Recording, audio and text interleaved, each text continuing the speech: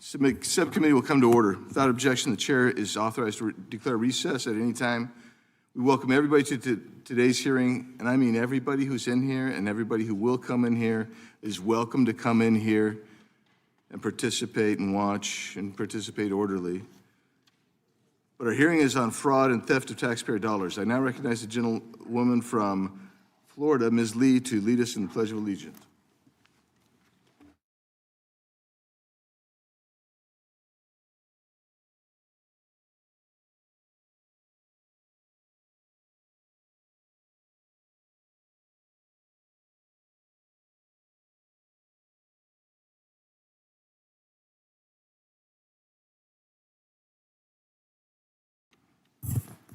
Thank you. I now recognize myself for an opening statement. Today's hearing will examine the widespread and outrageous amount of fraud taking place in and around Minneapolis, Minnesota. Minnesota has lost billions of dollars in state-administered and federally funded programs due to organized fraud. Fraud networks operating in Minnesota dating back more than a decade have submitted over $9 billion, that's a billion with B, in false claims. Some high-profile cases in Minnesota include organizations and programs such as Feeding Our Future, Early Intensive Developmental and Behavioral Intervention, Housing Stabilization Services, and Integrated Community Supports. Now we're going to watch a video.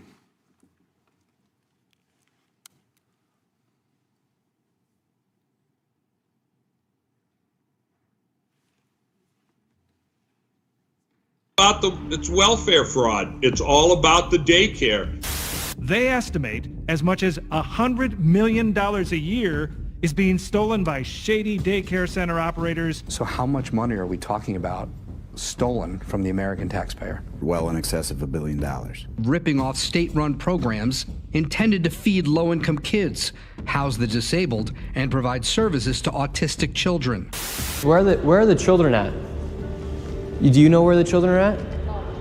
Where are the children at in these daycare centers? I don't care. Are there children here today? No. No children? Yes. So this is Quality Leering Center. Hello, we'd like to ask where the money's going. Attorney General Keith Ellison was focused on one thing and one thing only, and that was keeping these folks in business. When do you think Governor Walz knew about this fraud? From the very beginning. What happened here in Minnesota that allowed this fraud to materialize? The people at the highest levels of responsibility in the government of the state of Minnesota looked the other way. Fraud within these programs have involved false claims, fictitious providers, and services not rendered, highlighting the need for stronger verification, monitoring, and enforcement to protect taxpayer funds. These fraudulent actions have robbed taxpayer funds intended to feed children, support individuals with autism, provide housing for low-income and disabled Americans, and deliver health care to Medicaid recipients. Since 2021, the DOJ has charged 98 defendants in Minnesota-based fraud cases, 85 of whom are of Somali descent. Of the 98 defendants, 64 have been convicted. DOJ has now undertaken extensive investigative action, which includes issuing over 1,750 subpoenas, executing more than 130 search warrants, and conducting more than 1,000 witness interviews. Since the start of the Trump administration, the federal response to fraud in Minnesota has intensified following a series of high-profile cases involving state-administered, federally funded programs. One of the initial instances of high-profile fraud in the state involved the nonprofit Feeding Our Future, which was at the center of a $250 million COVID-19-related fraud scheme. As part of the scheme, fraudsters exploited Department of Agriculture, USDA food programs designed to provide meals for children. Federal prosecutors ultimately convicted 57 defendants and described the scheme as the nation's largest COVID-era fraud. The issue gained renewed national attention in late December 2025 following a widely shared YouTube video posted by one of our witnesses, Mr. Nick Shirley. Mr. Shirley's work highlighted suspected fraud in Minnesota child care programs. His reporting prompted federal authorities to intensify investigations, expand oversight, and coordinate multi-agency enforcement efforts. A week ago today, Mr. Shirley released a second video that documented alleged fraud in the transportation industry intended to provide rides for children, the disabled, and the elderly. Mr. Shirley uncovered companies with questionable addresses and vehicles intended to transport children, the disabled, and the elderly that remained idle for extended periods of time. We look forward to hearing from Mr. Shirley about what he was able to uncover. But how did we get here? Hopefully another witness, Scott Dexter, a former fraud investigator for the Minnesota Department of Human Services, can shed some light on that for us. And I'd be remiss if I didn't point out that this massive wave of fraudulent activity didn't just have the consequence of ripping off taxpayers. It has drastically impacted legitimate organizations that are truly helping their neighbors. Jennifer Larson is here today to share her story about how this massive fraud has crippled her organization that serves autistic children. We'd like to think that these fraudsters will one day face justice, but it appears that is not always the case. For example, Yasmin Ali, a daycare and home health care owner charged with stealing millions from Minnesota taxpayers, after being granted bail, disappeared before a trial and has not been located since. That was more than a decade ago. The tentacles of this fraud ring are widespread and include crimes other than fraud. For example, the aforementioned Yasmin Ali. Her brother, Adaris Abdullah Ali, pleaded guilty in 2009 to lying to a federal grand jury about his knowledge of a group of young Somali men in Minneapolis who traveled to Somalia to fight with al-Shabaab, a foreign terrorist organization against the transitional federal government of Somalia. We can also consider the fact that at least $700 million in U.S. cash transported via passenger luggage through Minneapolis-St. Paul International Airport. The incidents are all currently under federal investigation, with the majority carried by couriers traveling to Somalia, other African nations, and the Middle East. While no definitive links to funding terrorism have been established yet, we know that hundreds of millions of dollars in cash are being transported to areas where foreign terrorist organizations are active. What could possibly go wrong? A whistleblower has alleged that TSA personnel at MSP, Minneapolis-St. Paul International Airport, repeatedly identified and flagged routine encounters with Somali men carrying large suitcases filled with bundled cash, often exceeding $1 million. During an interview, a former TSA agent at MSP from 2016 to 2021, now a whistleblower, Liz Jackson, noted that she saw, quote, suitcases packed with millions of dollars in cash moving through MSP again and again, carried by the same type of couriers, which raised questions that she feels law enforcement and political leaders still haven't answered, close quote. Jackson further explained her repeated encounters with Somali men carrying suitcases packed with cash, and in one case, a bag filled with new passports. According to Jackson, the volume, consistency, and profile of the transactions she witnessed were well beyond ordinary or everyday behavior. Treasury Secretary Scott Bessent has noted that the department is currently investigating where Minnesota's taxpayer dollars are being placed. Additional reports show that Somali individuals in the United States send roughly $215 million abroad each year. On January 9th, Secretary Bessent indicated that the Treasury Department's Financial Crimes Enforcement Network, FinCEN, informed 4 money transfer organizations that they're under investigation for their roles in the fraud scheme involving the theft of funds from social services in Minnesota. He also indicated that some banks in Minnesota are being investigated by the Internal Revenue Service's Civil Enforcement Division for allegations related to money laundering. As you can see, there's much to unpack surrounding these numerous fraud schemes taking place in and around Minneapolis, Minnesota. I would be remiss if I didn't suggest and urge additional investigation throughout this entire country. I know that in my home state of Arizona, our Democrat Attorney General came in to office and quickly said that there had been $2.5 million in fraud just in the Medicaid program alone, and in recent studies released over the last year in Arizona, it's been suggested that as much as $7.2 billion in fraud annually take place in Arizona's similar programs. So this is not just a Minnesota issue, but it just happens to be at the forefront of why we're here today. I look forward to today's hearing, and I thank the members and witnesses for taking part. Now yield back and recognize the ranking member, Ms. McBath, for her opening statement. Thank you, Mr. Chair, and thank you for convening this hearing this morning to talk about the harm that fraud can cause. And thank you for everyone that is here this morning to testify. It's so necessary that we continue to investigate and prosecute all forms of fraud, including government fraud, which can turn many into victims. That is because a person committing fraud against a government program steals from all of us as taxpayers and abuses the initial purpose of these programs. They harm the organizations that need these programs to operate, and most importantly, they harm the people that the program is designed to help. Whether we're talking about a program that feeds school children, helps seniors find housing, helps people overcome addiction, or provide services to address disabilities, it is critical that the dollars that we invest in these programs actually serve the purposes that we have in mind when we, the lawmakers, created them.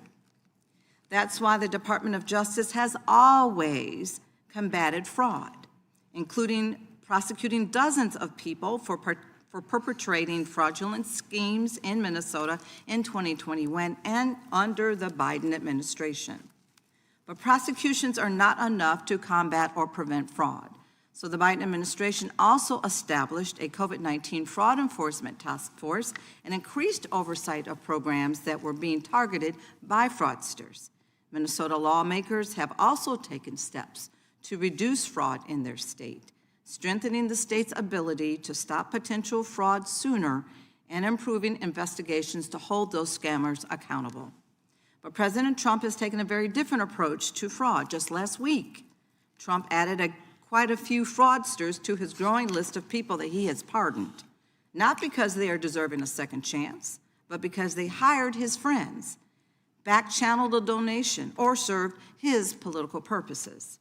He has pardoned many people charged or convicted of fraud and other financial crimes, wiping away more than $1 billion in money that would otherwise have gone to victims of crime. President Trump has also fired inspectors general, instructed his DOJ to stop enforcing bribery statutes, and gutted the offices that investigate white-collar crime. That is how we know this hearing is not really about fraud. It is about trust. The Trump administration does not want you to trust these programs because if you don't trust them, they're easier to destroy them. They do not want you to trust entire communities because if you don't trust them, they're easier to intimidate. But we cannot let that happen. We will continue to fight for robust and responsible oversight and for the continuation of initiatives that make all of our communities safer, healthier, and more resilient. Across the country, there are daycares, schools, hospitals, treatment centers, research facilities, nursing homes, fire departments, police departments, airports, and more that all depend on state or federal funding, not just to help those in need, but to serve every single one of us.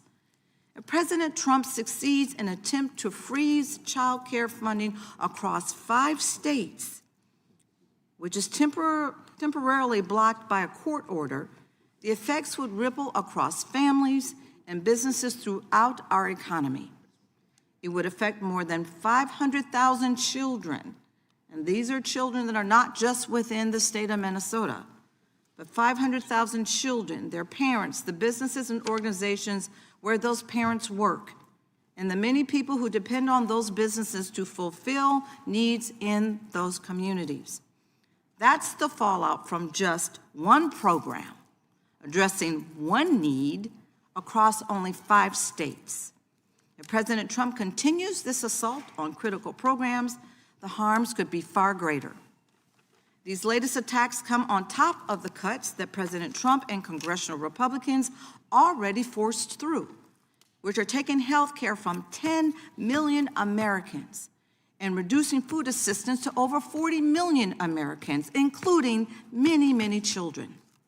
We don't have to choose between programs that are susceptible to fraud and nothing at all. With proper oversight, we can make sure that every American is fed, that everyone can access housing and medical treatment, and that our daycares and our schools can keep guiding our children towards a better future. I look forward to hearing more today about how we can achieve this goal. I thank our witnesses for being here, and I yield. Gentlelady yields back. I now recognize the chairman of the full committee, Mr. Jordan. No, I don't recognize him right now, but I will recognize the ranking member of the full committee, Mr. Raskin, for his opening statement. Thank you kindly, Mr. Chairman. Thank you to all of our witnesses for joining us. In a just world, the Judiciary Committee today would be investigating why a masked ICE agent shot 3 times in cold blood and killed an unarmed citizen, a 37-year-old mom, Renee Nicole Good. We'd be investigating why Trump's DOJ is harassing and investigating Renee's wife instead of investigating her killer. We'd be asking why ICE agents are trained in basic CPR, but 911 tapes have shown none of the agents performing CPR on Ms. Good. They left her bleeding alone in her car for almost 3 minutes and definitively rejected the help of a man who came forward and identified himself as a doctor. We'd be investigating why in another Minnesota case, ICE agents deployed tear gas under the car of a family of 8 people, including a 6-month-old, a 2-year-old, and 2 kids with severe asthma who were just trying to get home from a basketball game. The baby stopped breathing, and his mom had to administer CPR as they desperately waited for medical help to arrive. But our colleagues want to talk about fraud in Minnesota, fraud that was already being investigated and prosecuted under the last administration. It is true that social services fraud, serious fraud, occurred in Minnesota. That's why under President Biden, the Department of Justice opened multiple criminal investigations that to date have already resulted in more than 90 people being charged and 64 people being convicted of federal criminal offenses. Indeed, Minnesota lawmakers acted to root out and prevent fraud going forward in the public benefits program. That's why last year, the Minnesota legislature passed legislation to empower the governor to cut off payments or to claw back funds whenever fraud is detected. And that's why Governor Walz appointed the first ever director of program integrity to make sure the state is effectively investigating and preventing fraud and corruption in their programs. The fraud in Minnesota was discovered not by a right-wing social media influencer who's been harassing people in communities all over Minnesota in recent weeks, but by the hard work of real local investigative journalists, brave whistleblowers, and state and federal auditors. It is this fraud, which we must take seriously, is not unlike the $2.5 billion breathtaking Medicare fraud scheme uncovered last year in the home state of the chairman of this subcommittee, as he himself mentioned, or the massive COVID-19 unemployment assistance fraud scheme uncovered in Chairman Jordan's home state of Ohio. Fraud is endemic in government all over the world. There are fraudsters attacking our public institutions, trying to undermine them and rip them off. Even our president has been convicted of 34 counts of criminal fraud by a jury of his peers in New York related to the fraudulent payments made to porn star Stormy Daniels, and also civilly convicted in New York for different kinds of real estate fraud. Fraud is not headquartered in one state or one municipality, much less one ethnic, racial, or religious community. But President Trump couldn't resist the temptation to use fraud in Minnesota as an occasion to mobilize the power of the federal government to bully and intimidate first and second generation Somali Americans who live in that state. Many of the people convicted in the fraud schemes were of Somali ancestry. So, under the pretext of cracking down on a fraud that had already been discovered, investigated, and prosecuted, Trump surged federal immigration officers to Minnesota and aimed them at the Somali American communities, calling the people who live there repeatedly garbage. This is despite the fact that it is a complete non sequitur, obviously, to send immigration agents to conduct fraud investigations. And the deployment of law enforcement resources against an entire ethnic community after the criminal prosecution of a small group of its members is to promote the sinister ideas of collective guilt and guilt by association, two doctrines that are emphatically rejected in Anglo-American jurisprudence and by our courts. The community targeted in Minneapolis is made up, incidentally, overwhelmingly of U.S. citizens. 95% of Somalis in Minnesota are U.S. citizens, including 58% of whom were born in the United States. Well, what is the Trump administration's actual record on fraud? Well, let's see. President Trump pardoned the big-time drug dealer and convicted fraudster Juan Orlando Hernandez, the former president of Honduras, sparing him a 45-year criminal sentence after he brought in 400 tons of cocaine into our country. That's 800,000 pounds of cocaine that he said, quote, "We are going to stuff up the nostrils of the gringos." And Trump pardoned him. And if you're interested in that particular sweetheart deal, that would be a great subject for a hearing, Mr. Chairman. Just last week, again, the president granted pardons to more convicted fraudsters. Julio Herrera Vellatini was scheduled to be sentenced this month for participation in a political corruption and fraud scheme alongside his co-defendant, the former governor of Puerto Rico, Wanda Vasquez. In late 2024, when Mr. Herrera was facing felony bribery charges in a different case, his daughter donated $2.5 million to the MAGA Inc. Super PAC. Then in May 2025, Mr. Herrera's lawyer, who had served on President Trump's legal team, negotiated a deal allowing him to plead guilty to a trivial misdemeanor offense instead. Several months later, Mr. Herrera's daughter donated another $1 million to MAGA Inc. And what do you know? President Trump generously granted Mr. Herrera a full and unconditional pardon just last week. They're making a fraud out of the pardon process in America with pay-to-play rules as they pardon recidivist, hardened, unrepentant fraudsters. Well, indeed, in total, President Trump has pardoned more than 1,600 people, depriving victims, survivors, and taxpayers of an estimated, check this out, $1.55 billion in restitution and fines owed to us, the American people, while shockingly, because other presidents didn't do this, but Trump did, while shockingly allowing corporate fraudsters and tax cheats to keep all of their ill-gotten gains. This is a massive and unprecedented swindle from working-class people and crime victims as the administration gives all of these ill-gotten gains right back to the criminal fraudsters who stole the money in the first place. And finally, Mr. Chairman, President Trump has dismantled the infrastructure that actually prosecutes white-collar crime and fraud in America, actually roots out waste, fraud, and abuse. The Trump DOJ gutted the public integrity section at DOJ that prosecutes government officials who break the law. And nearly a year ago, his DOJ suspended enforcement of the Foreign Corrupt Practices Act, which prohibits foreign bribery, saying all bets are off. He's gutted the Consumer Financial Protection Bureau, which is the first and the only agency devoted solely at the federal level to protect American consumers against being cheated by big financial corporations. The CFPB delivered $21 billion back to more than 200 million Americans who were victims of fraud and other predatory business practices, and the administration has been gutting the CFPB because they are on the side of corporate fraud and white-collar crime.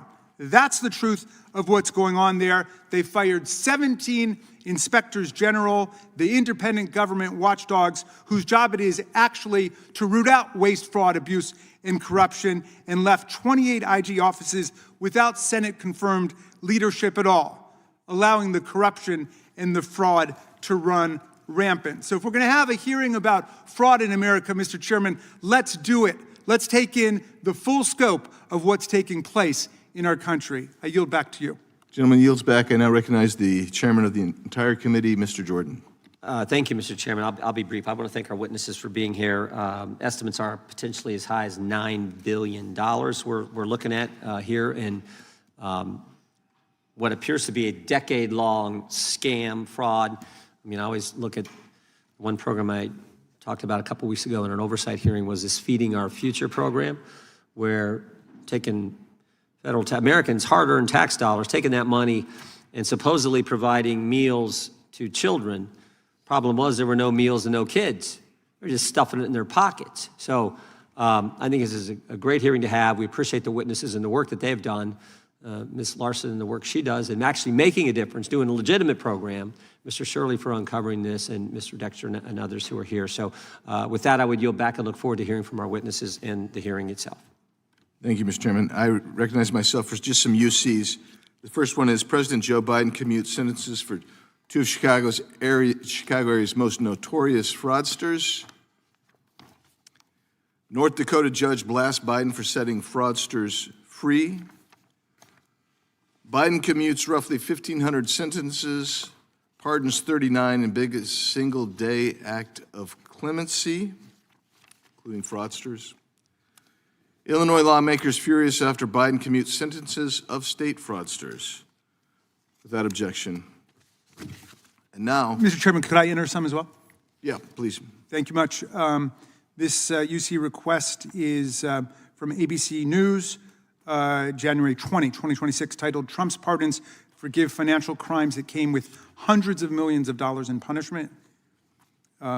This one is Arizona has recovered just 5% of taxpayer dollars lost in a $2.5 billion Medicaid fraud scheme. That's ProPublica. Columbus Dispatch. Columbus mother and daughter among 15 indicted in pandemic unemployment assistance fraud scheme. And finally, a Minnesota fraud scheme timeline from NPR News. Fraud investigation stretched across Walz's tenure. Without objection. And now, without objection, all other opening statements will be included in the record, and we will introduce today's witnesses. Mr. Scott Dexter. Mr. Dexter is a former law enforcement officer, having served for 28 years. He also served with the Minnesota Department of Human Services Office of Inspector General, where he investigated fraud in the Child Care Assistance Program. Thank you, Mr. Dexter, for being here. And Ms. Jennifer Larson. Ms. Larson is the founder and chief executive officer of the Holland Center for Autism, a clinic that provides services to children and young adults with autism. She started the Holland Center to serve families like hers that were not receiving adequate services and support elsewhere. Thank you, Ms. Larson, for being here today. Mr. Nick Shirley is an independent journalist. His recent investigations and videos have shed light on the scale of fraud in public benefit programs in Minnesota that are currently ongoing. And thank you, Mr. Shirley, for being here. And Mr. Dylan Hetler-Gaudet. Mr. Hetler-Gaudet is the acting vice president of policy and government affairs at the Project on Government Oversight. POGO is a nonprofit organization that investigates alleged wrongdoing by the governor. Thank you, Mr. Hetler-Gaudet, for being here with us today. We welcome all our witnesses and thank them for appearing today. We will begin by swearing you in. Would you please rise and raise your right hand? Do you swear or affirm under penalty of perjury that the testimony you're about to give is true and correct to the best of your knowledge, information, and belief, so help you God? Thank you. Thank you. You may be seated. The record will reflect that the witnesses have all answered in the affirmative. And at the instruction of Mr. Hetler-Gaudet, I wanted to let all members of the panel know that when you have a question for him, please say his name so he knows that you are addressing him, please. I want the witnesses to know that your written testimony will be entered into the record in its entirety. Accordingly, we ask that you summarize your testimony in 5 minutes, and we'll begin now with Mr. Dexter. You are recognized for your 5-minute statement. Thank you. Chair, members of the community, thank you for the opportunity to speak with you today. My name is Scott Dexter. I'm a retired law enforcement investigator with 28 years of experience, most of it spent conducting criminal and financial fraud investigations, with experience in surveillance operations. In 2013, after retiring from law enforcement, I joined the Minnesota Department of Human Services as part of a newly created investigative unit within the Office of Inspector General. Our mission was straightforward: identify and investigate fraud within the Child Care Assistance Program, known as CCAP. I was one of the original 4 investigators hired, all of us former law enforcement professionals with backgrounds in criminal investigations. Our cases were not selected based on the name of the center, the owner, or the community it served. They were selected based solely on tips, complaints, and the amount of CCAP funding being paid out. The highest funded centers were reviewed first, and many of those centers were referred to us through the public tip line or by licensing inspectors who observed activity inconsistent with a legitimate daycare operation. What we found was deeply concerning. Many of these centers operated out of commercial spaces with windows totally covered, no visible play areas, and very few children ever present. Through surveillance, data collection, and review of attendance and billing records, we repeatedly documented patterns of overbilling, non-existent attendance, and in some cases, children being signed in for hours they were never actually at the center. Our investigative process was thorough and methodical. We collected licensing and billing data, installed covert surveillance cameras, reviewed hours of video, identified parents and employees, and calculated estimated overpayments based on actual attendance. Completed cases were then turned over to the Minnesota Bureau of Criminal Apprehension for search warrants, interviews, arrests, and potential prosecution. As our investigations progressed, we noticed a trend. Many of the centers receiving the highest levels of CCAP funding were owned and operated by Somali individuals, and the families served were predominantly Somali. This was not the basis for selecting cases, but it did become the basis for accusations against us. We were labeled as racially biased, despite the fact that our case selection was driven entirely by funding data.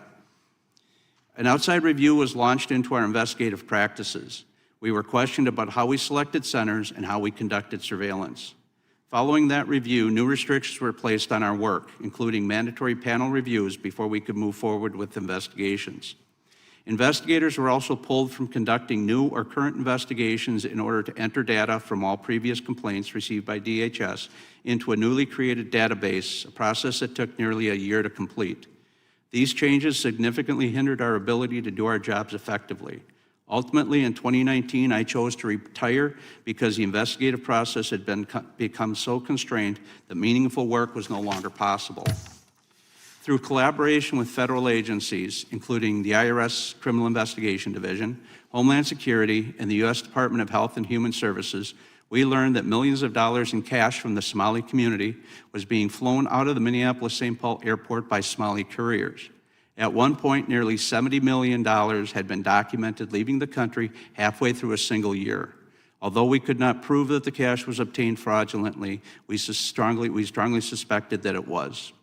We also encountered situations where federal partners were prevented from opening cases due to concerns about political sensitivities surrounding the Somali community and the refugee resettlement program. These decisions had real consequences, allowing fraud to continue unchecked. Throughout our work, we identified several loopholes that made CCAP highly vulnerable to fraud. Centers were allowed to bill for the full authorized hours, even when children were present for only minutes.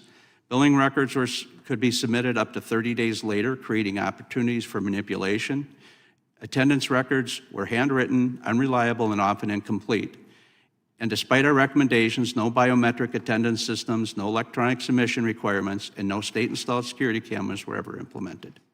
Chair and members, the purpose of my testimony is not to cast blame on any community. It is to highlight systemic weaknesses that allowed large-scale fraud to occur and to emphasize the need for stronger safeguards, better oversight, and investigative processes that are allowed to function without political interference.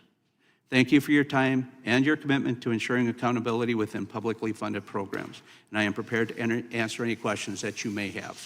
Thank you, Mr. Dexter. And now we're going to recognize Mr. Hetler-Gaudet for your 5 minutes of opening statement. Chairman Biggs, Ranking Member McBath, and members of the subcommittee. I appreciate the opportunity to testify before you today on the important issues of preventing fraud and protecting taxpayer dollars. My name is Dylan Hetler-Gaudet, and I am the Acting Vice President of Policy and Government Affairs at the Project on Government Oversight. We are a nonpartisan, independent watchdog that promotes a more accountable, transparent, and effective federal government. We view it as our mission to combat abuse of power and corruption in the federal government, which includes working on rooting out waste, fraud, and abuse. The unfortunate truth is that fraud in government programs is a fact of life. Since the United States government has existed, fraud in government has also existed. For much longer than that, in fact. For as long as human beings have been organizing ourselves into societies and building institutions to govern those societies, there have always been those who will seek to take advantage. This is a harsh but real truth related to the human condition, related to our fundamentally fallen and flawed natures. That said, it is still incumbent upon every one of us to do what we can to prevent fraud and to hold perpetrators of fraud accountable. This is especially true when the fraud implicates hard-earned taxpayer dollars and critical public programs and services. This is true whether we're talking about fraud in the context of the Feeding Our Future program or any other program in Minnesota, whether we're talking about welfare fraud in Mississippi, which involved the participation of a world-famous Hall of Fame NFL quarterback. This is true whether we're talking about fraud in the context of it being perpetrated by large multinational defense companies in the context of multi-billion-dollar contract they have with the Defense Department. The point here is that fraud and the abuse of taxpayer dollars is not related to any particular geographic, demographic, or other boundary or characteristic. So why do these things happen so much? Mostly they are caused by deep structural flaws, gaps, and weaknesses in our system of government. They're also driven by recalcitrance and resistance to change on the part of federal agencies. To put it shortly, fraud is a systemic problem and it requires systemic solutions. So what are these solutions? I'm pleased to share a few of them with you today. We must first look at watchdogs, critical sources of information, and practitioners of oversight from within the federal government itself. I'm specifically talking about inspectors general, the Government Accountability Office, and whistleblowers.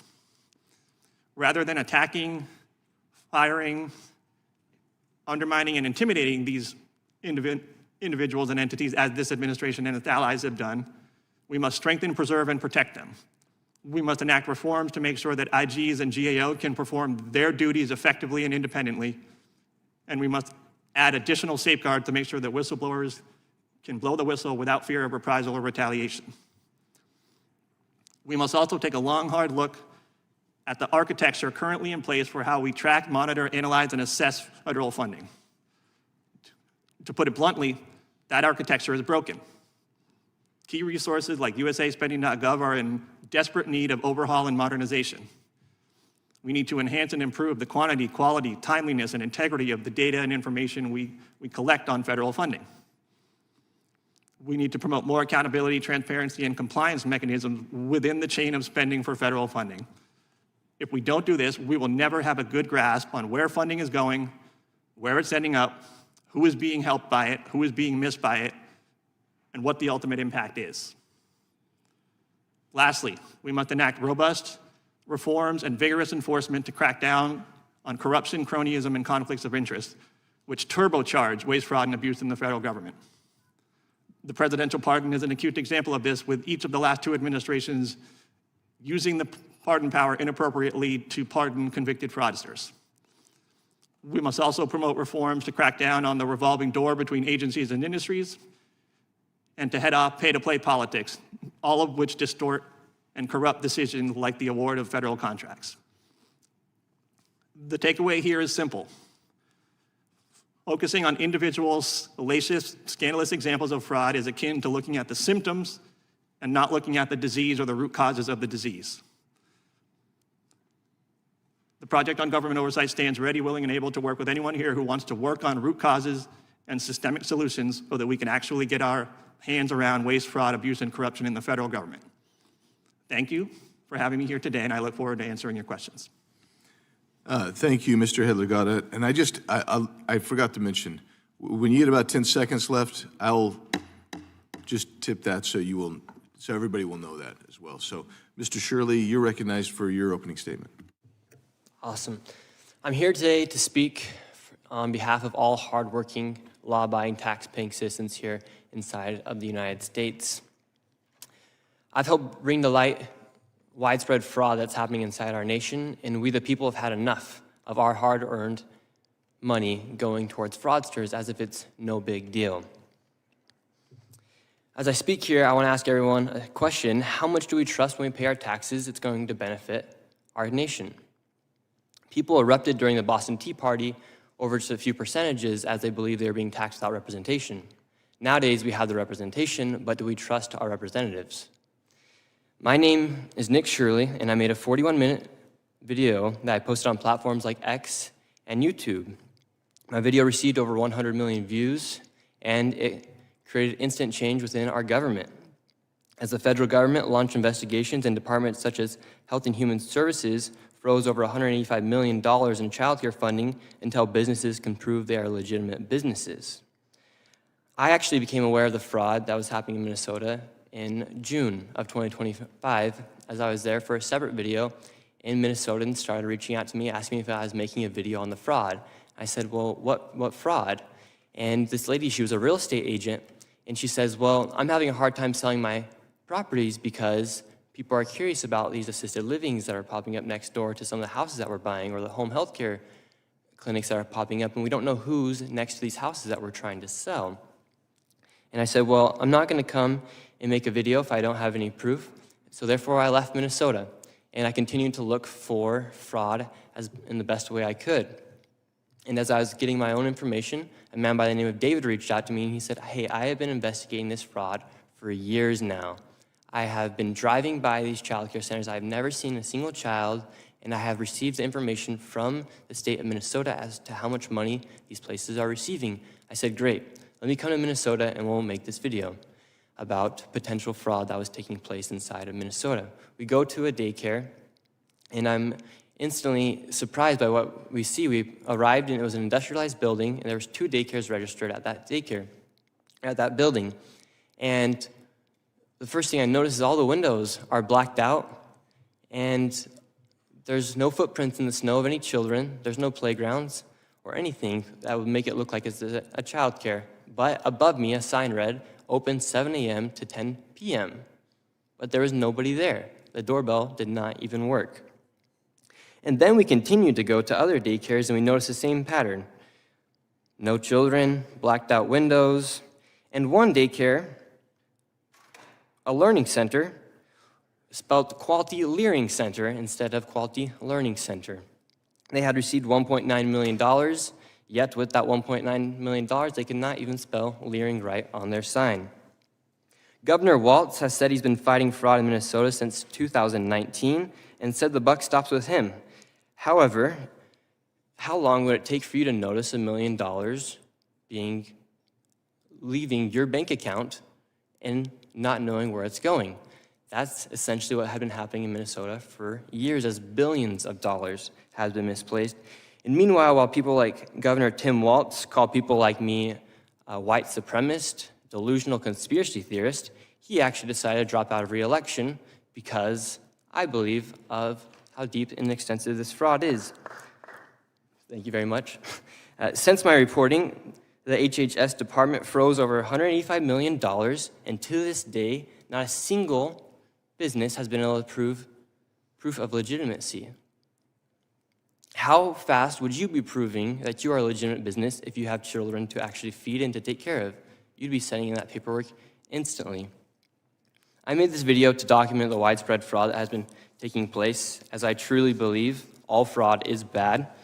And people like me, my generation, we're sick of seeing tax dollars go towards fraud. We just want to have the same opportunities that our fathers and our grandparents had. And when you see people making millions of dollars by committing fraud, it upsets everybody from all age demographics. And so I hope today we can have a good conversation, and I think we can all agree that fraud is bad and that fraud is fraud. And I wish the best for our country, and I think that's what needs to be happening, is to crack down on all forms of fraud. So thank you for having me, and God bless the USA. Thank you, Mr. Shirley. And now I recognize Ms. Larson for your 5-minute opening statement. Chairman, Ranking Member, and members of the committee, thank you for allowing me to speak today on this issue. My name is Jennifer Larson. I'm the founder and CEO of Holland Center in Minnesota. I've been an autism provider for over 20 years and started the organization for my son. I built Holland Center because families with children like mine were desperate for help, desperate for services and stability, desperate for somewhere they could trust their child would be supported and helped, not sent home on a bad day, not babysat in a classroom and forgotten. We serve the children that don't succeed in public school settings.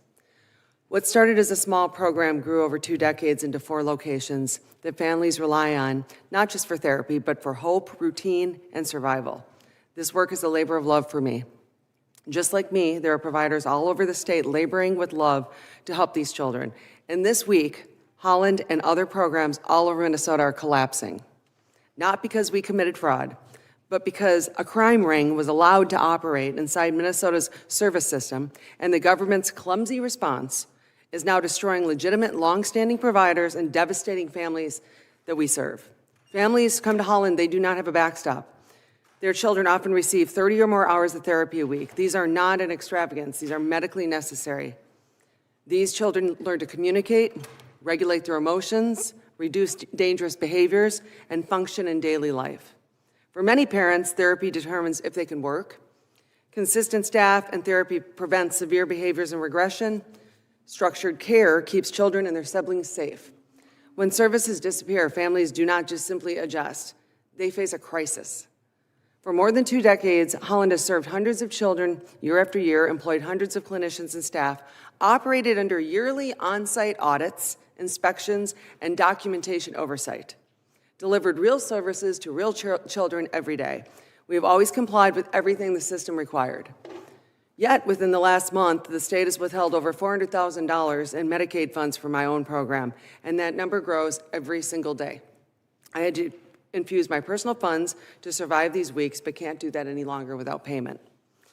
Let me be clear, we are a fee-for-service industry. When we can't pay our staff, we lose our staff and children lose care.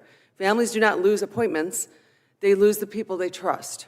What happened in Minnesota had nothing to do with the ethical, long-standing autism providers. What did happen was organized criminal networks that exploited autism services by opening fake centers, billing for children that did not exist, billing for services never delivered, and stealing millions of taxpayer dollars in the process. These are not minor compliance issues. They are criminal enterprises. Families trusted that the government was protecting the integrity of the system. It failed. Now, instead of doing the obvious thing and targeting criminal actors, the response has been to freeze everyone's payments. That decision does not punish the criminals. It punishes innocent children and families. As Medicaid payments are delayed due to prepayment review by an insurance company that is in the business of denying claims, providers are reducing hours, cutting staff, and starting to close. Families are scrambling for alternatives that don't exist, children are regressing, parents are leaving jobs to care for their disabled children.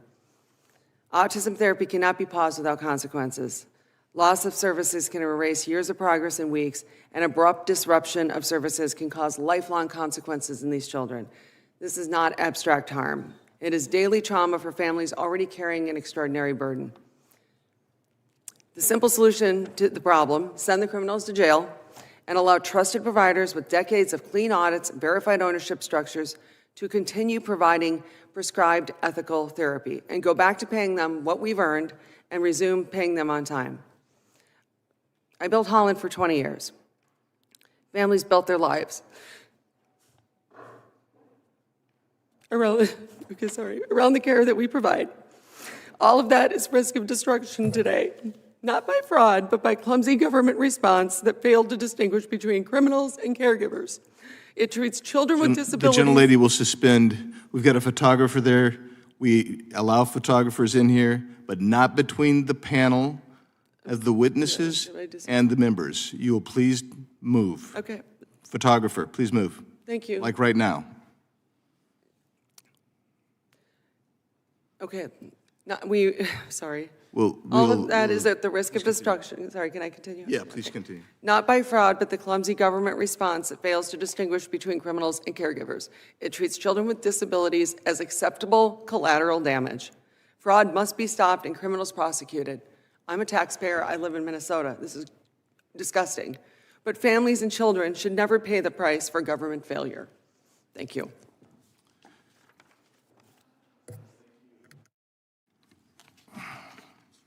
We will now proceed under the 5-minute rule with questions. Chair recognizes the gentleman from Wisconsin, Mr. Tiffany, for 5 minutes. Thank you, Mr. Chairman. Besides the work Mr. Shirley has done, I want to recognize Powerline, who has done yeoman's work exposing this over the last decade, what has happened. And I just want to say, Ms. Larson, I live in northern Wisconsin. There's an autism school that was started in my community. Where did we visit when we wanted to start that a decade ago? We came to Minnesota, where you have been leaders in having good autism programs. And I think about the tremendous fraud that has gone on in nutrition programs, housing programs, but is there anything more heinous than abusing an autism program? I can't imagine. It's so hard to believe that people are faking that children have autism and stealing money from the government. When I'm sitting here with my 25-year-old non-speaker, and now children like my son aren't going to have services because they stole money from the government and faked these things. And it's just, it is, like I said, disgusting. With what's going on right now, what are the families that you're serving, what are they saying? They're scared. What are they doing? Everybody's scared. There are centers that are programs that have already shut down. Staff are leaving. I, this week, asked my staff who will take unpaid leave because we can't keep going like this. I'm like I said, I'm $400,000 plus in debt now, and I'm not sure these are going to get paid back. I went to a bank, and they wouldn't back the receivable because they said that's not a receivable. If it's prepayment review, you may not get it. And Ms. Larson, none of this would have happened if the fraud did not occur. Is that accurate? Yes. Mr. Dexter, could have something been done about this earlier? Yes. As I stated in my opening testimony, in the years that I worked there, we identified how fraud was occurring, the loopholes that existed, and we What were some of the warning signs, Mr. Dexter? Well, the fact that part of our job was to go and collect attendance records. We would find attendance records that were either incomplete, non-existent. Obviously, there were times we found them to be fabricated because they were given to us way later, and the same with billing records. They were allowed 30 days after the end of the billing period to submit billing records, so they were not immediately available to us, and it kind of allowed overpayments or double payments to be overlooked. So we had the attendance record issue. We had the fact that there was no way to verify who was signing the children in and out, no way to verify what times those children were signed in and out. Could I do a follow-up here? In Wisconsin, we learned this month that Ibrahima Diop, a Minneapolis school finance boss, placed on leave for failing to submit required financial paperwork with the Minneapolis School District and for signing questionable contracts linked to the Somali fraud scandal, was hired by the Milwaukee Public School System as a deputy superintendent at a salary of $240,000 a year. Do you think it wise? Might that be a warning sign that this person was involved, may have been involved with fraud in Minneapolis? Shouldn't they be concerned in Wisconsin that that they're hiring someone like that? Well, if somebody that they hire has a past history and practice of doing that type of stuff, I would be very leery of it occurring again or that being the basis that they're hired. So Governor Evers refused to open the books and is blocking federal audits of our food stamp and Medicaid programs. And he also vetoed 4 auditor positions in a recent budget. Do you think that is also a warning sign? Yes, if it's preventing... Or ill-advised, would that be a better way to pose the question? Yeah, if it prevents the oversight and the ability to audit and look at the records to make sure can have a check and balance system, I think that'd be very unwise because, again, that allows fraud to occur. Because, Mr. Shirley, what is happening in Minnesota, it could be happening throughout the United States. Isn't that correct? Correct. If there's one thing we've learned or leered, as they say in Minneapolis, isn't it possible that this is happening everywhere? Yes, I believe it is. Mr. Chairman, I yield back. Gentleman yields. I now recognize the ranking member of the whole committee, Mr. Raskin, for his 5 minutes of question. Thank you very much, Mr. Chairman. Thank all the witnesses for your excellent testimony. Mr. Hedler-Gaudet, The administration has systematically undermined government oversight.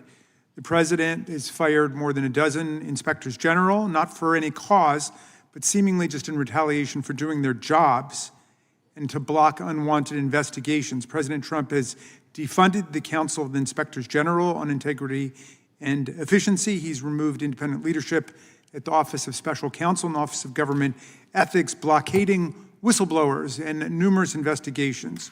What is your assessment, Mr. Hetler-Gaudet, of the Trump administration's apparent systematic opposition to internal oversight mechanisms in the federal government? Thank you, Ranking Member Raskin. My assessment is that the last year or so has been one of the most anti-oversight, anti-accountability periods that I've witnessed in our federal government, and I think the things you laid out, as well as others, are the sort of proof in the pudding there. And I think, speaking of things that should be giving us pause and raising red flags, that should all be giving us serious pause and raising serious red flags about how seriously people who claim to take oversight, accountability, fraud, how seriously do they actually take it? There's been a lot of attention given to Donald Trump's extraordinary use of the pardon power, as in the pardon of violent insurrectionists and cop beaters. But there's also been a forgiveness of $1.5 billion in restitutionary fines that various people had to pay. And a lot of them are fraudsters. The DOJ in Trump's first term brought bank fraud and tax evasion charges against reality TV stars Todd and Julie Chrisley. They were convicted in 2022. They owed more than $22 million in restitution to taxpayers and to their victims. But then Trump suddenly, inexplicably pardoned them and forgave all of the money that they were supposed to be paying back to their victims. Todd Chrisley bragged publicly about his get-out-of-jail-free card, jubilantly exclaiming, "The feds got effed." Let me give you one other example. Trump, on April 23rd, issued a pardon for Paul Walchuk, a former nursing home exec who pleaded guilty to multiple tax crimes. What he was doing was taking millions of dollars from the nurses and orderlies and doctors who worked for him at his facilities, took more than $10 million that way, instead of giving it to the IRS for their taxes. He used the money to buy a $2 million yacht and to pay for high-end jet travel and to go shopping at Bergdorf Goodman and Cartier.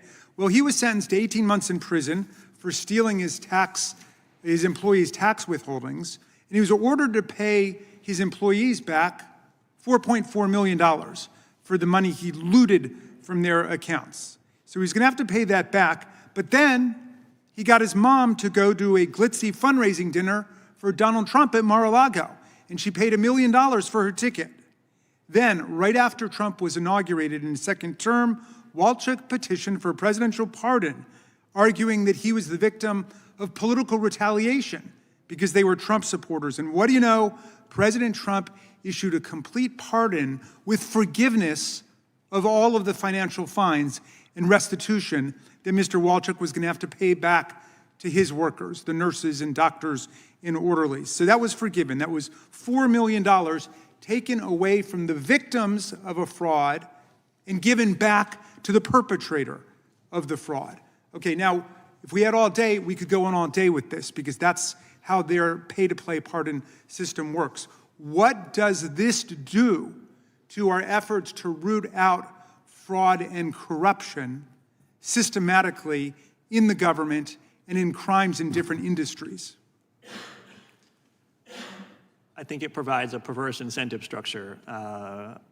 I opened my statement by saying that we all have an obligation and a responsibility to do what we can to prevent fraud and to hold perpetrators of fraud accountable. But that last bit, holding a perpetrator of fraud accountable, perhaps via conviction, doesn't mean much if all one needs to do is contribute to the right super PAC or attend the right fundraiser, and suddenly that accountability and that conviction is wiped away, including the financial restitution you mentioned. So those kinds of actions are at direct cross purposes with any effort to promote a broader, more systemic approach to rooting out waste, fraud, and abuse. Gentleman's time has expired. Thank you very much, and I yield back.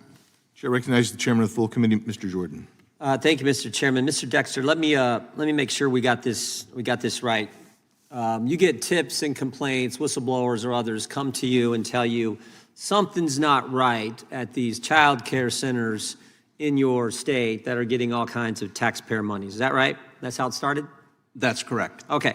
And then you go and do your work.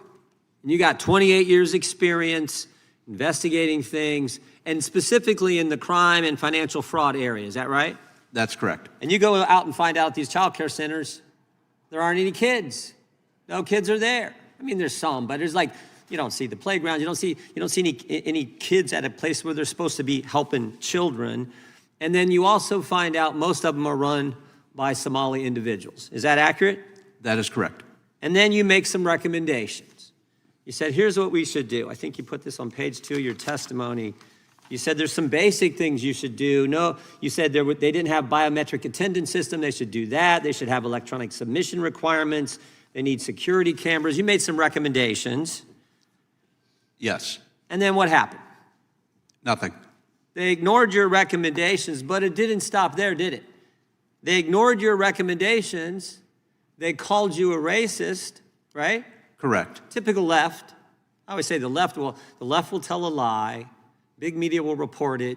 You tell the truth, they call you a racist. Exactly what happened here. So they ignore your recommendations, they call you a racist, but it even got worse than that. If you can imagine. They started investigating you, is that right? Yes, we were interviewed by an outside firm for a report given to the Office of Legislative Auditor. And what did that report look like? What did they say? They call you a racist? What did the report say? The report basically questioned our investigative tactics, looked at how our unit was managed. Even though you had 28 years experience in this particular area, tips and whistleblowers came to you, even though that was the whole catalyst for doing this. Correct. Yeah, okay. And the end result is what? The end result is Miss Larson, who's actually helping people, she Correct. suffers and the people she helps suffers. Is that right, Miss Larson? Not to mention the fact that taxpayers are getting ripped off, but the people who do good work, who actually help people, you suffered. The disabled are paying for the money stolen. Yeah. And why do you think all this is the case? So, I mean, all this brings me to seems to be a typical pattern, but in the end, you got to ask why.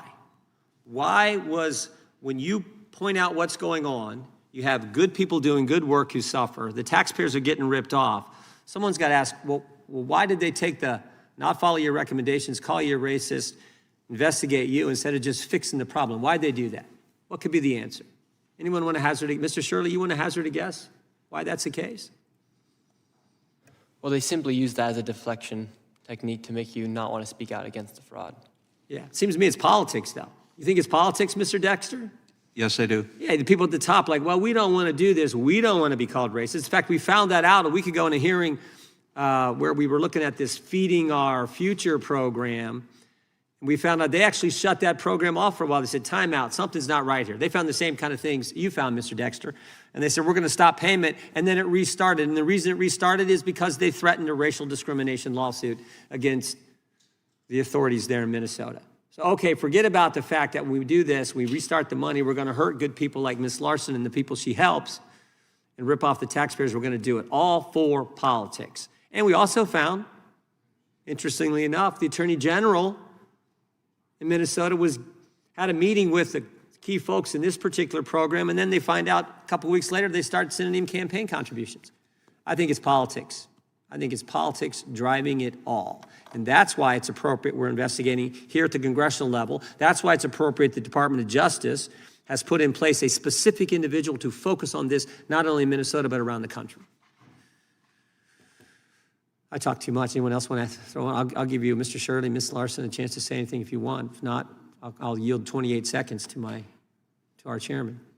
I yield 20 seconds, remaining my time to the chairman. Thank you. So, Mr. Hedler-Godet, would it surprise you that Joe Biden issued pardons to someone named Crundell, who had the largest municipal fraud in the country's history and had a restitution amount of $53.7 million that was never paid following the commutation? Would that surprise you, sir? That would not surprise me. And actually, in my written statement, I outline how pardons under the last administration, the Biden administration, they also fall into the same pattern of pardoning convicted fraudsters. So I'm in agreement with you there. Yeah, thank you. And without objection, that time's expired, so without objection, Mr. Klein will be permitted to participate in today's hearing for the purpose of questioning the witness if a member yields him time for that purpose. And now we're going to go to Mr. Moore from Alabama. Thank you, Mr. Chairman. All this talk about pardons and the ultimate shyster, one of them was Hunter Biden. He got pardoned after Joe promised he wasn't going to do that on the way out. So anyway, that's another pardon for another day. Ms. Larson, I'm impressed with your son. I honestly thought he was your attorney when you guys were sitting there. But were there early warning signs, if acted on, that could have prevented the fraud schemes from growing to the scale that we see now? I'd say yes. Looking back, the Somali community in Minnesota has a high prevalence of autism, and I know that because I serve a lot of minorities in my centers. So when these centers started popping up, I thought, good for them. You know, like I took care of my son. We have had a waiting list for 5 years, so I thought it was a positive. And then it just started to go and go, where now it's 400 plus of these, and it started to, I didn't Nick Shirley it, that's a verb now.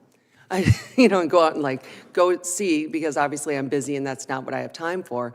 But, I think there were a lot of early warning signs. I think if anybody was actually paying attention. They would have caught it. Oh, 100%. Because how long have you been in business? 20 years, Over 20 years. And you went through a number of audits, I think, every year, right? Every year.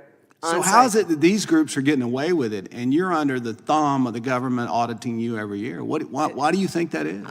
Either there's a double standard and they don't, for whatever reason, have the same expectations that we do, or they're just looking. Maybe Chairman Jordan was onto something. Maybe it's politics. Yeah. Mr. Shirley, now I guess investigative journalists are known as right-wing social media influencers. So can you confirm how many daycare centers you personally visited in Minnesota during your investigation? During that first video, we went to around 7.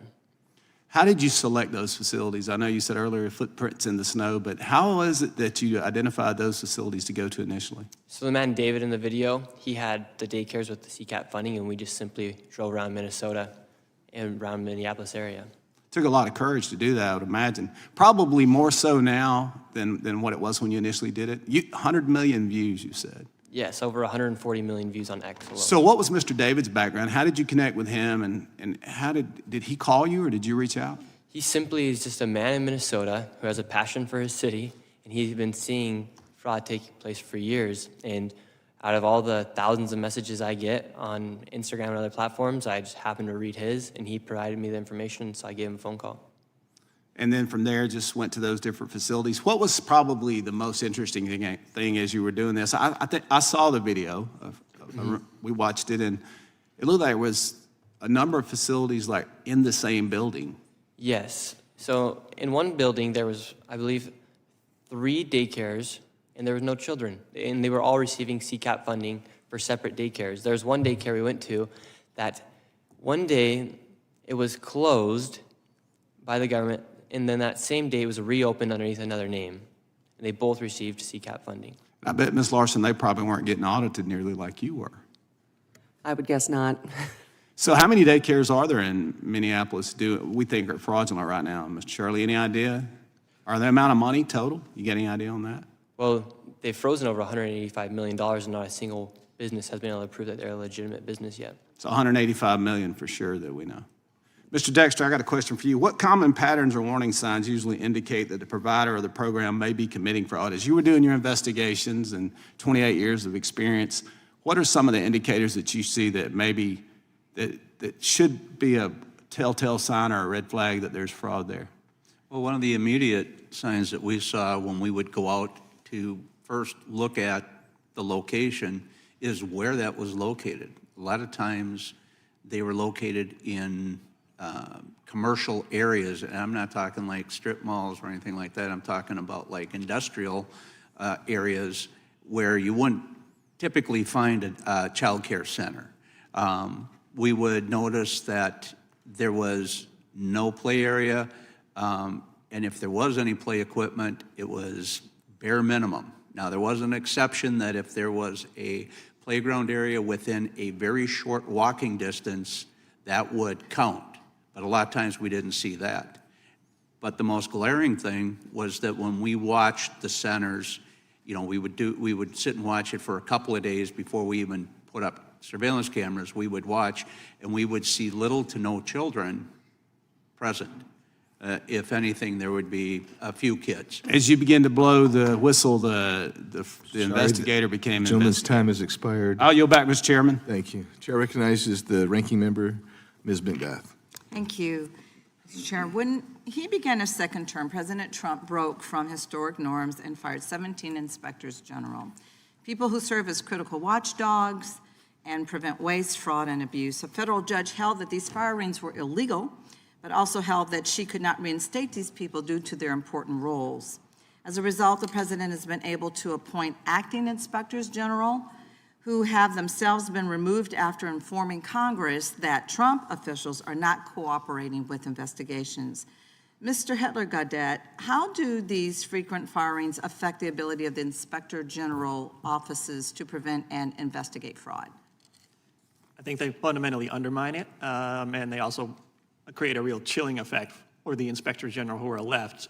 The incentive to do something that could upset the powers that be suddenly becomes a bit of a risky proposition. And so between the completely undermining them and the chilling effect, you are really dampening and damaging the ability to do real oversight.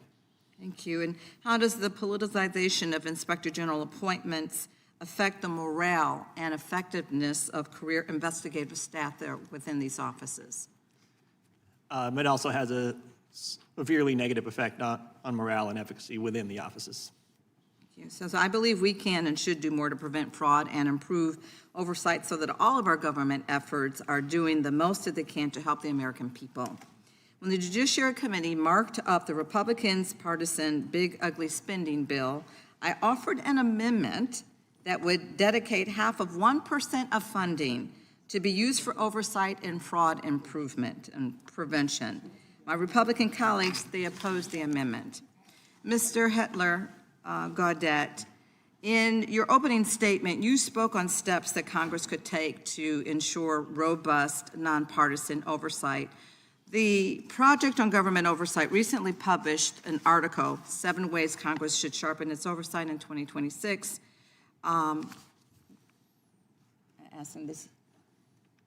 Without objection. Thank you. Thank you. Is there anything else that you want to highlight from those recommendations? Sure, yeah, I just want to pause to note that Congress really is the indispensable actor when it comes to doing oversight. There's supposed to be a somewhat adversarial relationship between the branches, and Congress is supposed to be the primary adversary when it comes to the other 2 branches and conducting oversight, but that is predicated on Congress taking that oversight duty seriously, irrespective of who is in charge of the other 2 branches. And so I think there's a political will issue there with oversight, but also there are some mechanical issues. So Congress could do a better job of holding hearings that are a bit more bipartisan, a bit more focused on the facts as opposed to the sizzle of a given anecdote or scandal. I mean, really trying to get at root causes and really trying to take hard, deep looks at the underlying structural reasons why things like fraud happen. It's not as sexy. It's not going to get you as many views on social media, but it's going to actually ideally lead to long-term, sustainable, durable reforms that can really crack down on the problem. Thank you. And so the short-lived DOJ office was supposed to cut fraud. Mr. Hitler-Gaudette, what did it actually do, and how did its actions actually affect everyday Americans? So DOJ was a complete failure. Even on its own terms, the primary progenitor of DOJ claimed that he was going to find $2 trillion, then he moved that down to $1 trillion in waste, fraud, and abuse cut spending, but in 2025, we actually spent more money than we spent in 2024. At the opening of this fiscal year in October, we ran the largest opening month budget deficit ever run before at $285 billion. We have hollowed out the key functions of a bunch of agencies.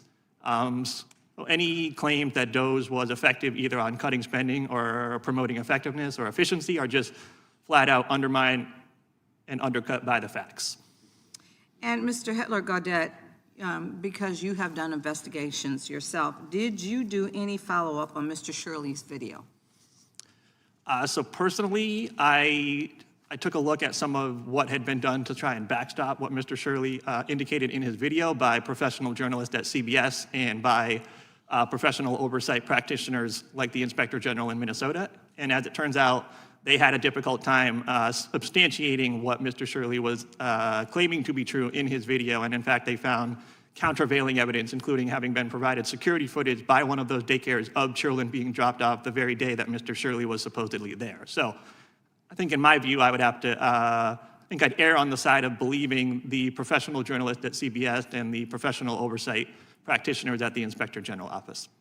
Thank you. I'm out of time. I yield. Chair recognizes the gentlelady from Florida, Ms. Lee.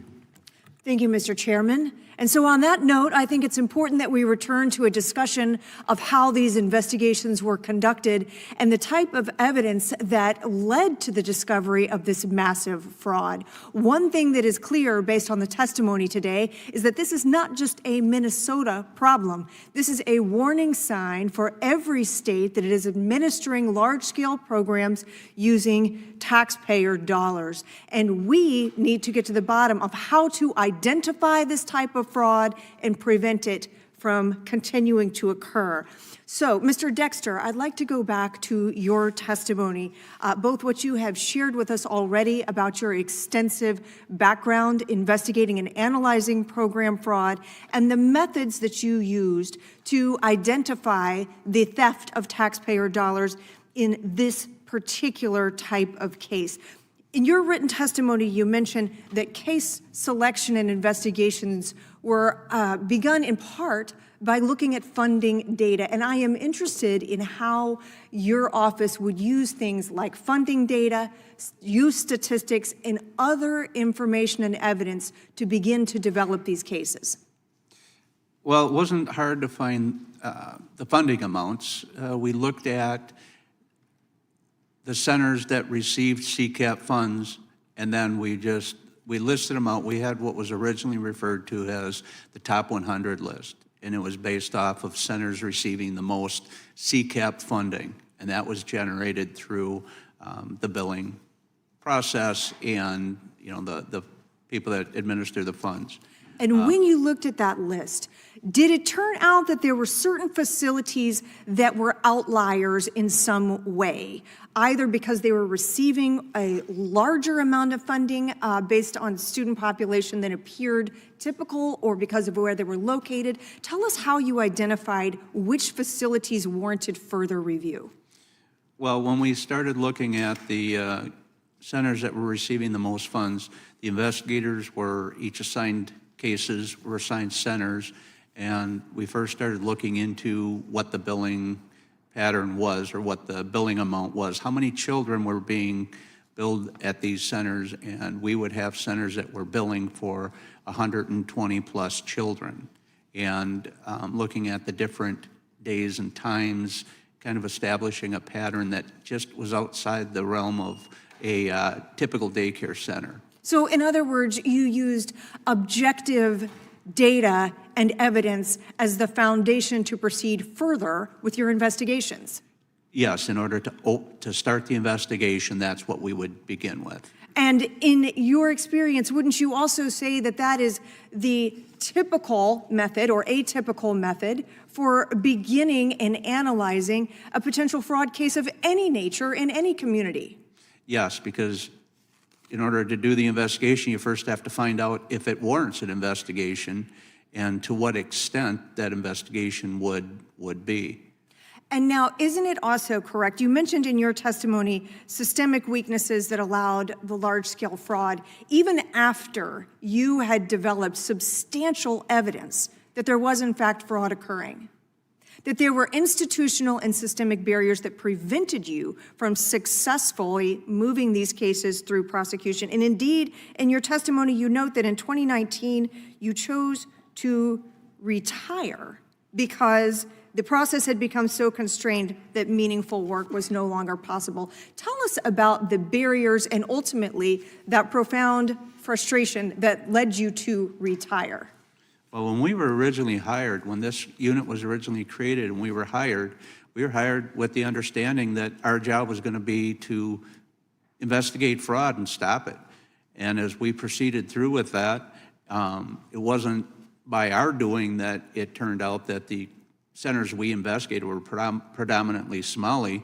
But once that was kind of brought out to light, the roadblocks that were put in front of us, being called racist, being called before these boards to be investigated, and basically it wound up turning us into auditors.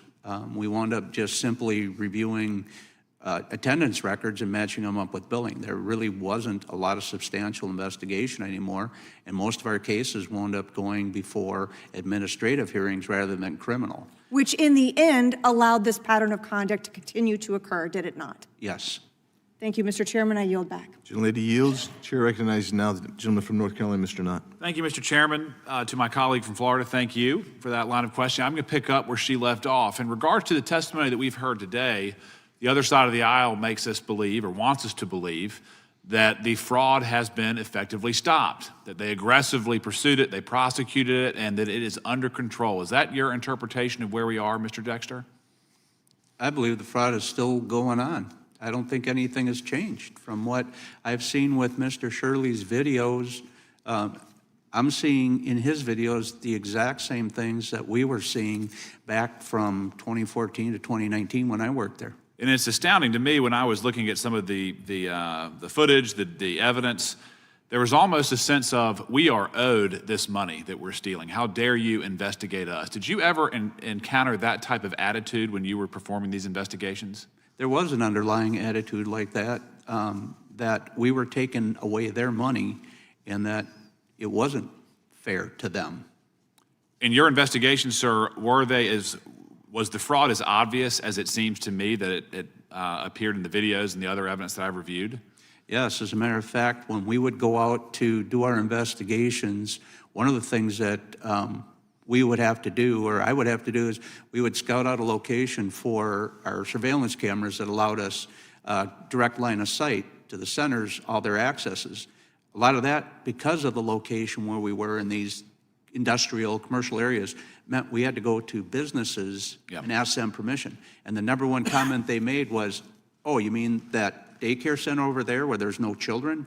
So everyone else around it saw it. In regards to your investigation, sir, I'm assuming that you did not just investigate daycare fraud. What other types of fraud did you investigate? No, our function was strictly child care fraud, but some of that overlapped into, even though we didn't investigate it, a lot of it was also tied into the medical transportation.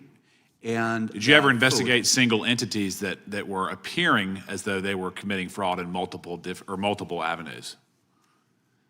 I'm sorry, can you say So it was like, was there one facility that was a daycare? It was also associated with the medical transport. Were there people who were double dipping in the fraud in your investigations? Not that we saw as far as different organizations, but there were where one daycare center owner owned multiple daycare centers. So what we saw was more within the daycare center. Yeah. Ms. Larson, thank you for being here. I echo my colleague's sentiment from Alabama. Your son is very impressive. What's his name? His name is Caden. Caden, thank you for being here today. You look sharp. You're doing great. Let me just talk to you about these various audits that you were subjected to. How rigorous were they? Very. They'd be there for hours, come in and say, you know, I want to see these files for these kids at this date and this time. Was there any way that you could have tricked them, concealed it? If you had not had any children there, would it have been possible? Absolutely not. In regards to the services that you've rendered, first, thank you. Thank you. And then in terms of the budgets that you require, how does it make you feel when you hear firsthand accounts that hundreds of millions of dollars have been taken out of the country in suitcases to hostile nations? I can't even respond the way I feel about that, but I will say it's still happening. To the questioning I mean, there's only 2 autism centers that have actually been shut down of all of these that are going on. So what they're doing is this prepayment review and putting us through this AI system at Optum to look for suspicious claims, which is why our funds are being held. And it's not going to work. I'm going to tell you, it's not going to work. I mean, they just need to do what Nick did, go and see that there's no kids there. Go and check it out. And what Mr. Dexter did, data-driven review, Yeah.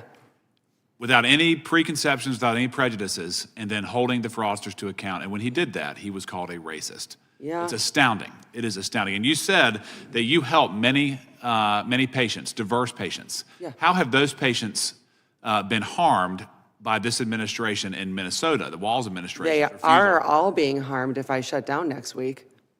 Is that what you're up Yeah. against? Well, if I haven't gotten paid now, the last date of service was December 5th. I'm over $400,000 in debt. My payroll is $250,000 every 2 weeks, and we get paid every 2 weeks. So on Sunday night, I'll know if I get any money. I haven't been paid a dime. All my claims have been held. So I'm preparing to. And apparently in Minnesota too, I can't just pause services. If I pause my services, then the DHS can say, "I'm sorry, you've lost your license to serve the kids through this program." So I don't know what they think we're supposed to do. Unbelievable. Yeah. Well, again, thank you for being here. I appreciate all the testimony. Sorry I didn't get to everybody else. There's a lot of questions. Mr. Chairman, I yield back. Thank you. Gentleman yields. I recognize the gentleman from California, Mr. Kiley. Thank you, Mr. Chair. Mr. Shirley, thank you for your testimony today and the work that you've done. Americans hear these numbers of the fraud that we have, and whether it's 10,000 or 10 million or 10 billion, sometimes the numbers, you almost become desensitized to it. And so the way that your video was able to show people the fraud sort of in real life actually happening, I think opened a lot of eyes and has helped to catalyze a level of scrutiny that we really should have had before. So you mentioned in your testimony that you think that what you discovered in Minnesota, that this is not isolated to that state, but likely exists in other parts of the country as well, correct? Correct. What makes you think that? Well, now you're seeing, since I've posted that video, lots of other people have started to go to other locations, for instance, in Ohio or in Maine or in California. They're also seeing the similar fraud take place in other daycares, for instance, in a lot of other locations. Yeah, I have a particular interest in California, being from that state, and we know that there's been a lot of fraud. There was $32.6 billion that's been confirmed in unemployment insurance fraud.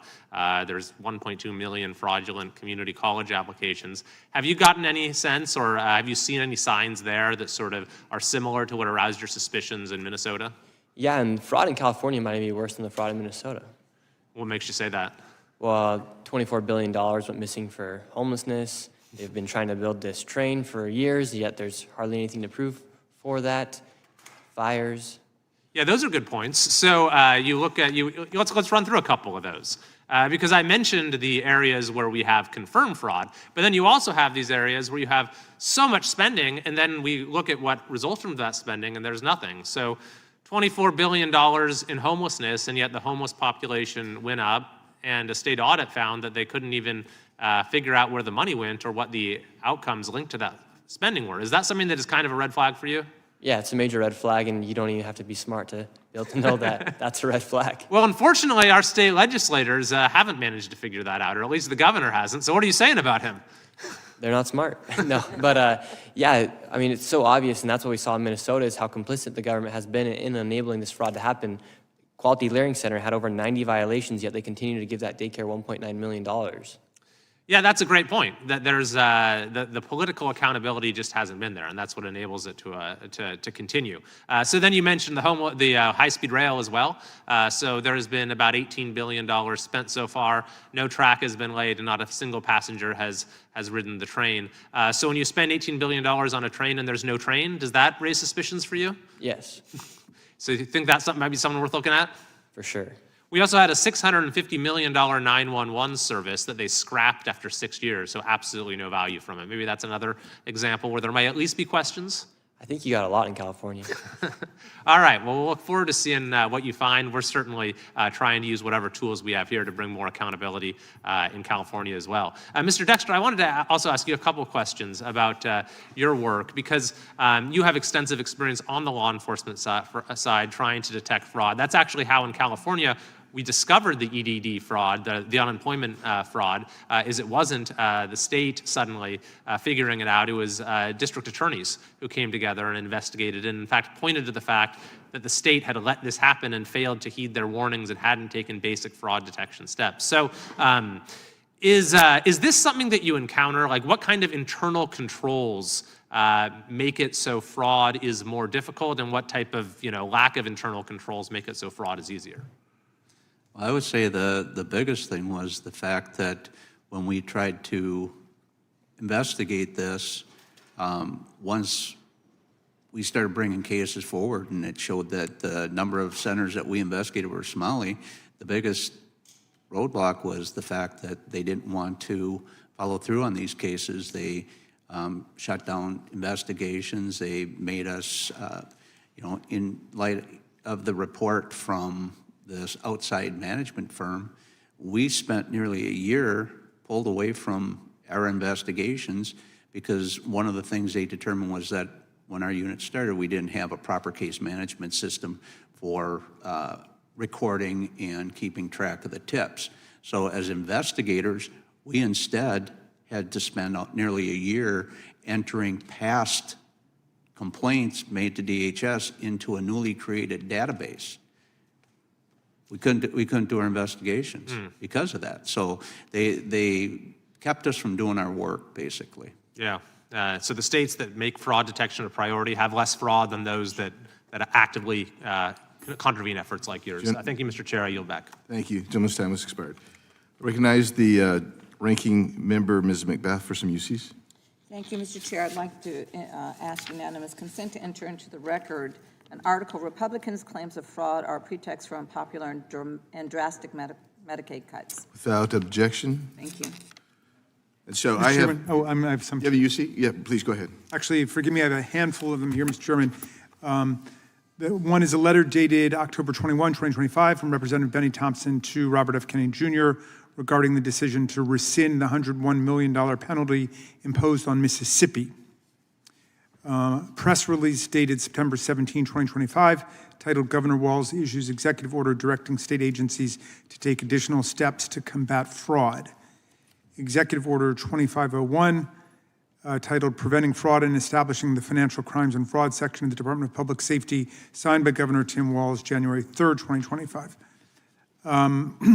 Article dated December 2nd, 2025, titled Trump calls Somali immigrants garbage as U.S. reportedly targets Minnesota community. Article dated January 9, 2026, titled 5 States Sue Administration for Withholding Billions in Social Safety Net Funds. Article dated January 10, 2026, titled Behind the Somali Daycare Panic is a Mother and Son Duo Angling to Become Top MAGA Influencers. Article dated December 31, 2025, titled Right-Wing YouTuber Behind Viral Minnesota Fraud Video Has Long Anti-Immigrant History. Article dated January 11, 2026, titled Fact Check What's Really Happening with Childcare Fraud in Minnesota. And finally, article dated January 13, 2026, titled The Trump Administration Says It's Cracking Down on Fraud, but it gave a red state a pass. Thank you, Mr. Chairman. Without objection, Chair recognizes Ms. McBath again for the UC. Thank you, Mr. Chair. I ask unanimous consent to enter into the record an article titled Trump's Child Care Fund Freezing in 5 States could cost families $400 million by Julia Cation of the Century Foundation. Without objection, I recognize myself for a series of UCs. From Fox News, Biden clemency for convicted fraudsters met with outrage, slap in face. From CNN, victims shocked after Biden grants clemency to Kids for Cash judge and $54 million embezzler. And from Axios, Biden sets presidential record on pardons and clemency. Also, Minnesota daycare expose, journalist strikes again, and part 2 names the hub of the fraud wheel. 78th defendant charged in feeding our future fraud scheme from U.S. Attorney's Office, District of Minnesota. Suitcases filled with millions in cash flew out of MSP airport. Ex-TSA agent connects dots years later from Survival World. From the U.S. Department of Health and Human Services, HHS freezes child care and family assistance grants in 5 states for fraud concerns. From the U.S. Attorney's Office, District of Minnesota, 6 additional defendants charged. 1 defendant pleads guilty in ongoing fraud schemes. This is from the local Fox News in Minneapolis. Through the years, a decade of investigating fraud, Minnesota. U.S. Department of Homeland Security release. ICE continues arresting worst of the worst in sanctuary Minneapolis, including pedophiles, gang members, and drug traffickers. From MSN, TSA flags suspicious cash outflow at Minneapolis-St. Paul Airport. From MSN, foreign ATM, Somali cash exodus from Minneapolis exponentially larger than other major U.S. airports. From Breitbart, SBA cutting off grants to Minnesota over reports of Somali fraud. Vance praises YouTuber Nick Shirley reporting on Minnesota fraud. Waltz and Omar using ICE operations to distract from fraud scandal. And from Just the News, in Somali fraud scandal, Republicans probe evidence of a blue state election scheme. From the New York Post, ringleader of $250 million Minnesota welfare fraud scandal ordered by judge to forfeit Porsche and luxury goods. From LifeZet.com, TSA whistleblower, Somalis regularly flew out with suitcases stuffed with millions in cash. From Fox News, Minnesota welfare fraud probe targets Somali Hawala money transfers. From the Star News Network, feds probe hundreds of millions in suspected Somali cash and luggage leaving Minneapolis Airport. From USCIS announces results of Operation Twin Shield, a large-scale immigration fraud investigation. From PBS, Nome says Homeland Security is investigating fraud in Minneapolis. From Cornell Law, this is the 18 U.S.C. Section 666, theft or bribery concerning programs receiving federal funds. Also, same source, 18 U.S.C. Section 641, public money, property, or records. Also, from the same source, 18 U.S. Code 1001, statements or entries generally. And without objection, I now recognize myself for my 5 minutes of questioning. So, I have read all of your statements, and I do thank you, Mr. Hedler-Godet, for your recommendations. Mr. Dexter also had some recommendations. I think those are prescient. I think those are important. But I also have to bring some additional information out just because it's in my nature. I got to do it. So, Mr. Hedler-Godet, you've been talking about the IGs because you were asked about the IGs. Do you know how many cases, for instance, criminal cases are being investigated, say, by the Department of Homeland Security IG right now? I don't know the number off the top of my head, no. Would it surprise you if there were 650 ongoing cases, with 200 of those being COVID-related? That would not surprise me, no. And do you know how many audits they have going right now? Nope. They have 60 audits going right now, with another 20 investigations going. That sounds to me like the IG there, at least in DHS, is not being chilled because of the appointment of temporary IGs. Am I wrong on that, or am I misconstruing that? One thing about the DHS IG, Mr. Joseph Kafari, is he was actually appointed under the first Trump administration, and he has remained ever since. We actually at the Project on Government Oversight have long recommended that Mr. Kafari be fired because he has had a long and demonstrated track record of slow-walking investigations at DHS, particularly when it comes to abuse of force and other issues with DHS agents. And yet the Oversight Committee for the IGs didn't adhere to that recommendation. So anyway, the point, I felt that point needed to be made. Additionally, Mr. Dexter, you looked at some of the same kind of physical evidence that Mr. Shirley looked at with regard to physical presence at the various daycare facilities that you were examining between 2014 and 2019. Is that true? Yes. And you saw basically the same kind of physical evidence that Mr. Shirley exposed. That's correct. You also looked at funding data, and you also had whistleblowers. Yes. And I find it interesting that somehow local news, which reported on the fraud, other local news reporters who reported on the fraud credibly agree with the findings of Mr. Shirley. Is that what you have seen as well, Mr. Dexter? Yes. Fox 9 News in Minneapolis, they followed a lot of our cases and did stories on them. And so I mean, the very notion of trying to discredit Mr. Shirley because he got a lot of views, or that some CBS reporter disagreed and said they couldn't find the evidence, actually, in my mind, discredits the CBS reporter. That's because, I mean, I appreciate the ranking member having cited the Arizona fraud, which I also constantly cite. It's a massive fraud in Arizona. Not just the $2.5 billion, but there's another additional allegation of about $7 billion per year fraud in Arizona. I think there needs to be a change there. I think we need to get a handle on this, not just in Minnesota, but nationwide. Because what we've seen in Ms. Larson's case, those who are conducting themselves according to the law, delivering services, are the ones that also get punished. But if you're a fraudster, somehow you're able to keep on going. And the fraud hasn't stopped. Mr. Shirley, have you seen any evidence? You said twice today that $185 million of recipients, not one of them has been able to demonstrate that they are a legitimate business. No, in fact, they're actually actively suing the HHS to prevent handing over any information. Right, so they don't even want to give the information that would be required of an audit, that would be required from a separate independent investigation. They want a court to intervene and enjoin and prevent them from having to respond to this kind of investigation. Is that correct, Mr. Shirley? That is correct. So, I mean, this is the thing, and I think, I listened to the panelists, I think everybody on the panel, I think everybody up here, we all want to stop the fraud. But the bottom line is, it's so infused with politicization that it is preventing us from just sitting down there and saying, okay, we got a symptom in Minnesota and we're going to fix it. I think the symptoms being exposed is critical because then it actually motivates people to try to get to the root cause.